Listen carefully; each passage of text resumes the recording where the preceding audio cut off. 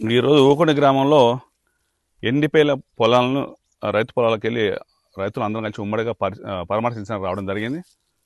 ఇక్కడ పొట్ట దశకు వచ్చి ఈనే దశకు వచ్చే ఇంకో 10 రోజులు అయితే బయటపడే దశలో ఇలా పొలాలు ఎండిపోవడం జరుగుతుంది.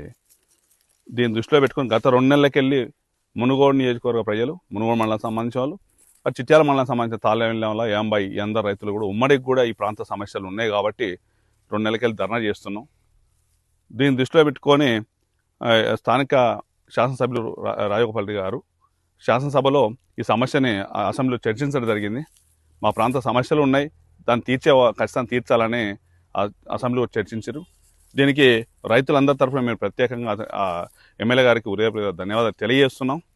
కానీ ఈ సమస్య పరిష్కారం అయ్యే వరకు మీరు పోరాటం చేయండి, మీ పోరాటానికి మేము ఎన్నంటి ఉంటాం.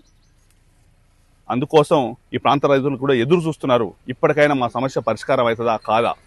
ఎన్నో సంవత్సరాలకి 20 సంవత్సరాలకి ఎదురు చూస్తున్నాం, సమస్య పరిష్కారం రాలేదు.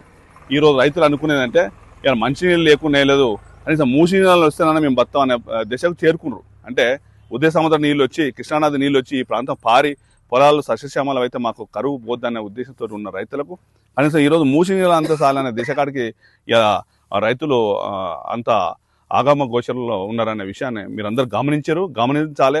ఈరోజు పెద్ద